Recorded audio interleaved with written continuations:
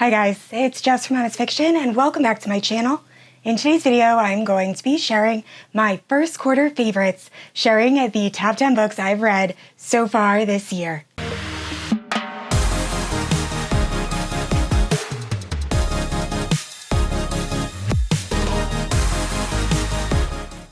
Alright guys, so I saw Tori from the channel Novel Life do this video and I wanted to give it a try. So I will leave Tori's original video linked down in the description below. Make sure to check it out once you're done watching this one. Now, Tori is much more organized than me and she goes into all of her different stats and also talks about some of her favorite things she's purchased in the first half of the year. I am strictly gonna talk about my favorite books. So I will say I wanted to just do January, February, March, but I did have to go a little bit into April just because my reading has really slowed down this year and it was kind of hard to get 10 books if I didn't include April, but I am so excited to talk about these reads with you guys. Now I did break this down by fantasy romance and dark and contemporary romance, so if you're looking for a certain genre, use the timestamps down below. And if you're unfamiliar with my channel, I post new videos every Wednesday and Sunday. If you haven't yet, please like and subscribe. You can also hit the notification bell to be notified whenever I post new bookish content. You can also check out my Instagram, Goodreads, and Patreon, all linked down below. Also, still have laryngitis. This is not my normal speaking voice, so sorry about that. But anyway, I am so excited to talk about these books, so let's get into it.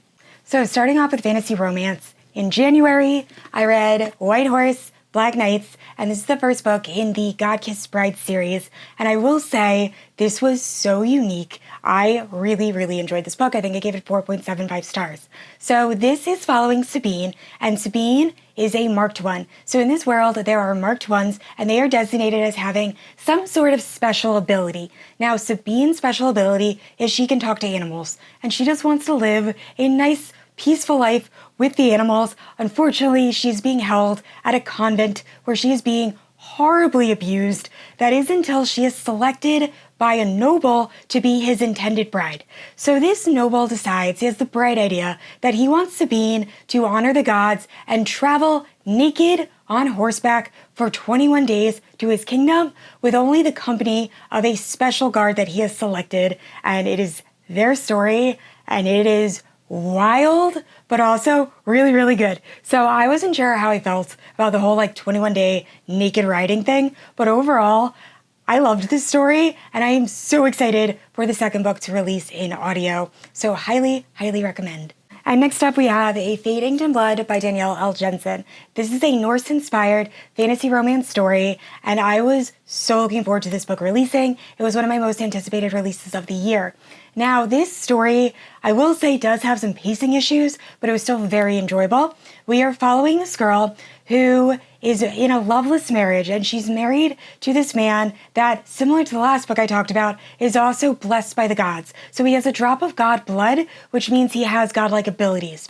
Now, Sabine and her husband do not actually like each other, and that is made very apparent when he tricks her into having to fight to the death with this amazing soldier who is also god-touched. But it is during this battle that we find out that Sabine herself also wields some special abilities. So this story is really how Sabine is trying to be used as a pawn by all of these different people and her trying to find her own autonomy while also a romance is blossoming, and I love this. Now, this does have some pacing issues. The first part of this book is very action-packed. It hooks you right away. Then there is quite a lull in pacing and action, and then the ending I really enjoyed. So overall, if you like Norse-inspired fantasy romance, or you just like Norse-inspired things like Vikings or The Last Kingdom, one of my favorite shows on Netflix, highly recommend. And next up is my favorite fantasy romance that I've read so far this year. I don't see any book beating it unless it's another book in the same series. I just love this series so much, and that is Glow of the Everflame. So this is actually the second book following Spark of the Everflame. If you are unfamiliar with this series, it is so good. We are following Diem, and Diem lives in a world where there are humans, and they are ruled over by the Descended. Now, the Descended are descended from gods, so they have these godlike abilities, which makes them very powerful, and that's why there's that whole dynamic. Now, Diem's mother is actually a healer, which allows her to be able to go into the Descended territory, which is normally forbidden from humans. Now, Diem is training under her mother, so she's also allowed to go into this territory. Now, on top of all of this, there's also a rebel group of humans that are trying to take down the Descended.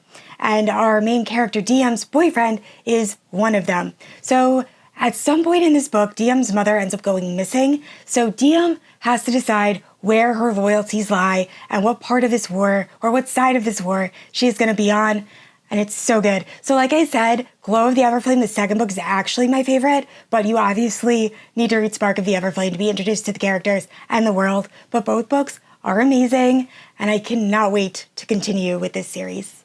And next up, I finally read The Everking by L.J. Andrews, and it's worth all of the hype. This is a dark fantasy romance that is fae, pirates, and it's just addicting. I read this in 2 days. I couldn't put it down. Now, this is a companion series to another fantasy romance series by the same author. Unfortunately, I did not finish that series. I was too impatient to pick this up, but I don't think it impacted my enjoyment at all. But I do think I'm going to go back and read that series. I know my friend Carrie from Books for Romance really loved it, so I want to give it another shot.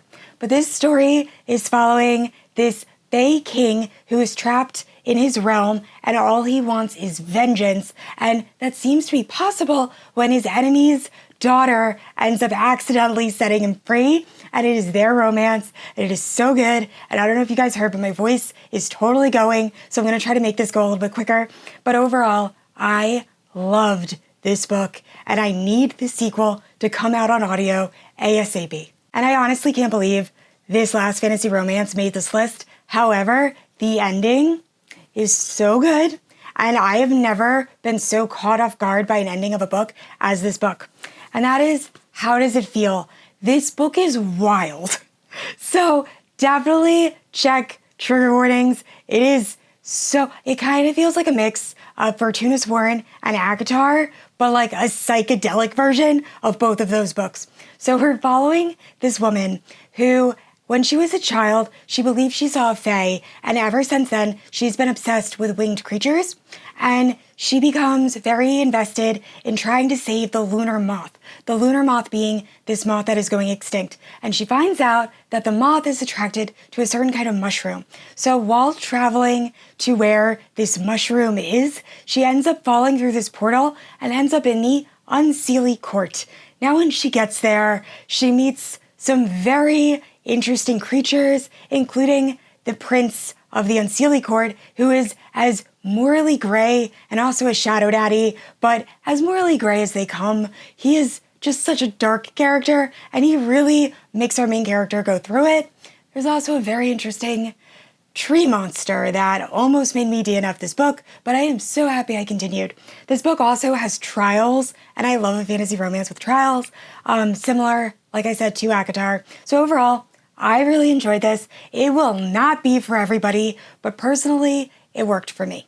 And the next 3 books are all dark romance. So first up we have Still Beating by Jennifer Hartmann. So this is actually a reread. I picked this book up years ago, and the beginning of this book is very dark. It was too dark for me, so I ended up DNFing it, but I re-picked it up this year, and I am so happy I gave this book a second chance. It's probably my favorite Jennifer Hartmann book, right under or tied with All the Thorns Remain, or Where the Thorns Remain, because I really enjoyed that one as well. But this book is following this girl who, after a night of drinking, she calls up her sister for a ride home, and her sister's fiance ends up answering. Now, our main character and her sister's fiance, they have kind of hated each other the entire time they've known each other, so they're kind of like enemies. But anyway, he agrees to come pick her up.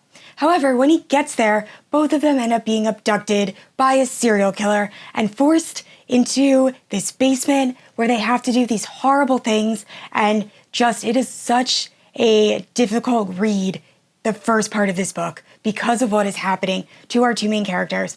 But really the beauty of this book is the second half of the book, where we see these 2 people try to heal from what has happened to them and how it impacts their relationships with everyone around them, including their family, and it was just such an amazing story. So check trigger warnings. One of the darkest books I've read, but also one of the most beautiful.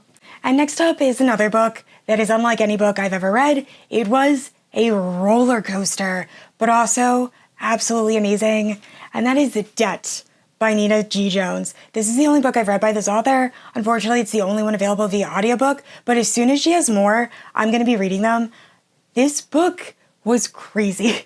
So we're following this girl that decides she wants to experiment in the bedroom. So she signs up to have an experience that she's fantasized about but never had before. So the person shows up to do this and she has a great time. They leave, but then the next night, the person she actually paid to do this shows up and she realizes that first person was a complete stranger. And we find out that complete stranger actually has a history with our main character. And that is where I'm going to leave it. There's so much more that goes on in this book. But honestly, this is one of those books that is best to go in completely blind. But thank you. I actually got this recommendation from Cheyenne from the channel That Tall Book Girl. And I'm so happy because I never would have picked this book up. But if you're okay with some slightly disturbing things, check all of the trigger warnings. I highly recommend giving this book a try. And last up for dark romance, we have Fractured Souls, which is book 6 in the Perfectly Imperfect Mafia romance series. Now, I have loved every single book in this series, and this one is no different, but I will say this is the darkest in the series by far because of the subject matter. So all of the books in the series feature characters with chronic illness or disability rep. They also are very short reads, and I typically pitch them as Mafia romance light. However, this one is pretty dark. We're following this girl who was tricked and ends up being she ends up being trafficked. However, she is able to escape, and she is found by someone very high up in the Russian mafia.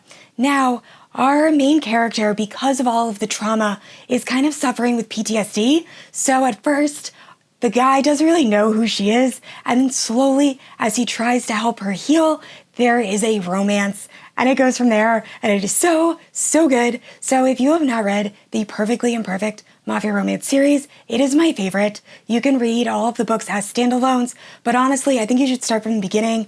I have loved every book, so highly, highly recommend. Last up is the 4th book in a YA contemporary romance series, and that is Redeeming Six by Chloe Walsh. This is the 4th book in the Boys of Tommen series. Now, I know I said that Glow of the Everflame was my favorite fantasy romance series, but this is my favorite series in general, or favorite book of 2024. Redeeming Six just has the perfect amount of emotions, and it was so unbelievably good, and I always feel like I do a horrible job explaining what the series is about.